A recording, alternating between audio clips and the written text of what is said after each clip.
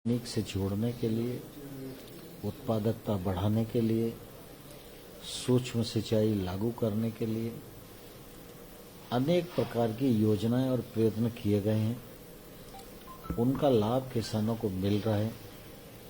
MSP को 1.5 गुना करने का काम भी प्रधानमंत्री नरेंद्र मोदी जी के नेतृत्व में ही इस देश में संपन्न हुआ और आगे किसानी के क्षेत्र में आमूलचूल परिवर्तन आवे और किसान जिन कानूनी बंधनों में बंधा हुआ है वह मुक्त हो सके, किसान को उसके उत्पादन का वाजिब दाम मिल सके, किसान महंगी फसलों की ओर आकर्षित हो सके, वैश्विक मानकों के अनुसार खेती कर सके। इसलिए जहां कानून बनाने की आवश्यकता थी वहां कानून भी बनाए गए, जहां कानून में बदलाव की आवश्यकता थी वहां कानून में बदलाव भी किए गए। इसके पीछे भारत सरकार की और प्रधानमंत्री जी की बहुत साफ नियत है। लेकिन मुझे दुख है कि कुछ किसान संगठन हैं जिसमें विशेष रूप से पंजाब के लोग ज़्यादा हैं, उन लोगों को इन कानूनों पर ऐतराज भी है और हमने उस ऐतराज का सम्मान करते हुए लोकतांत्रिक पद्धति से किसान संगठनों के साथ लगातार वार्ता भी की है। एक के बाद एक प्रस्ताव भी दिए हैं। लेकिन जब 11 दौर की बातचीत में प्रावधान अनुसार चर्चा नहीं हो पाने के कारण जब रास्ता नहीं निकला तो मैंने सरकार की ओर से किसान यूनियन को कहा कि हम 1.5 साल के लिए कानून के क्रियान्वयन को स्थगित कर देते हैं। सुप्रीम कोर्ट ने यद्यपि कुछ समय के लिए स्थगित किया है तो हम सुप्रीम कोर्ट को ही रिक्वेस्ट करेंगे कि भाई थोड़ा और ज्यादा समय दे दें और उस बीच में हम लोग बातचीत के माध्यम से कमेटी के द्वारा इसमें से रास्ता निकाल लेते हैं। तो ये 11वें दौर की बातचीत में हम लोगों ने उनको प्रस्ताव दिया था और हमने कहा कि आप जब विचार कर लें और निर्णय की स्थिति में आवें तो निश्चित रूप से आप हमें बताएं तो हम लोग दोबारा से असेंबल होंगे और चर्चा को आगे बढ़ाएंगे। सर, मगर आप कह रहे हैं कि कुछ ऐसा किसान संगठन है जो किसानों का हित जिनके दिल में नहीं है और इसीलिए ये बातें सक्सेसफुल नहीं हो पाई है डायलॉग, तो ऐसे संगठनों को सरकार मान्यता क्यों दे रही है? क्योंकि आखिरकार आपको तो किसानों की वेलफेयर ही देखनी है। स्वाभाविक रूप से ये बात सही है कि किसान संगठनों से बातचीत होती है, बातचीत पर कई बिंदुओं पर सहमति भी बनती है, लेकिन फिर समय के बाद वो चीज खत्म हो जाती है। तो इससे लगता है कि कुछ ऐसी स्थितियां बनती हैं जो नहीं चाहती कि किसान के हित में कोई प्रस्ताव फलीभूत हो पाए। लेकिन मुझे अभी भी आशा है कि सकारात्मक दिशा में काम करने वाले और सोचने वाले संगठन आगे आएंगे और इस दिशा में आगे बढ़ेंगे और किसान के हित में सरकार पूरे खुले दिमाग से विचार करने के लिए तैयार है। सर, ये कानून पार्लियामेंट से पास हुए, प्रेसिडेंट ने इन्हें अप्रूव किया, तब जाकर लागू हुए। बात उठती है आपने 2 साल के 1.5 साल के लिए सस्पेंड करने के लिए भी प्रोविजन दिया।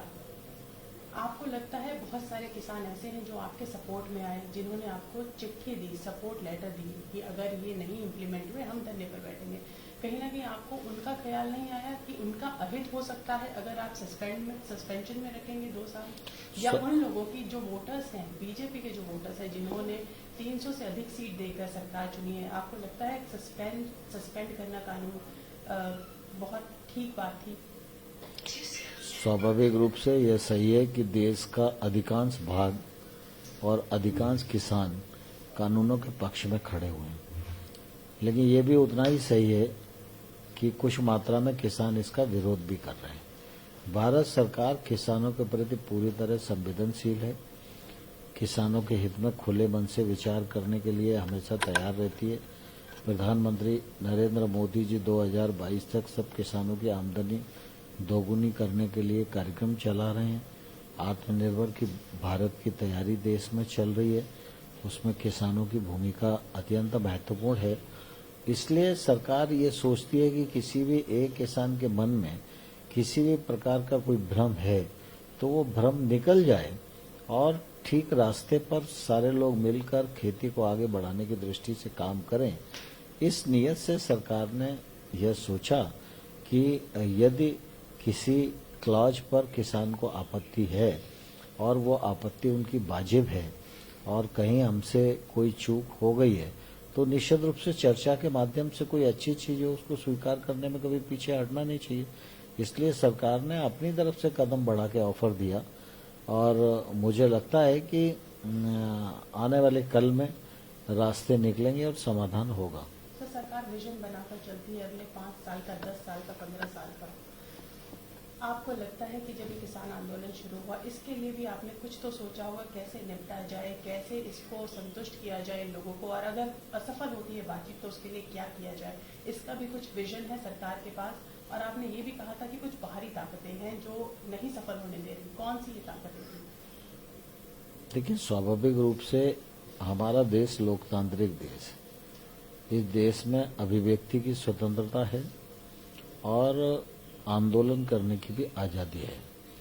कोई भी वर्ग या व्यक्ति किसी बात से असहमत है तो वो अपना विरोध व्यक्त कर सकता है।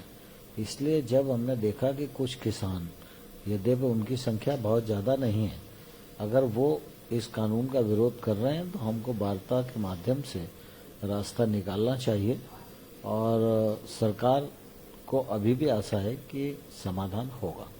सर, फिर भी कह रहे हैं ट्रैक्टर परेड जरूर निकालेंगे, रूट भी निश्चित हो गए हैं कब ट्रैक्टर परेड निकालेंगे। आपने अपील भी की थी कि बहुत सारे दिन हैं, आप कोई एक दिन चलिएगा, पर 26 जनवरी को ट्रैक्टर परेड निकलेगी किसानों की। मैं समझता हूं कि कुल मिला के 26 जनवरी हमारा गणतंत्र दिवस है। इस दिन के अलावा किसी और दिन को भी चुना जा सकता था, लेकिन उन्होंने आंदोलन की घोषणा की।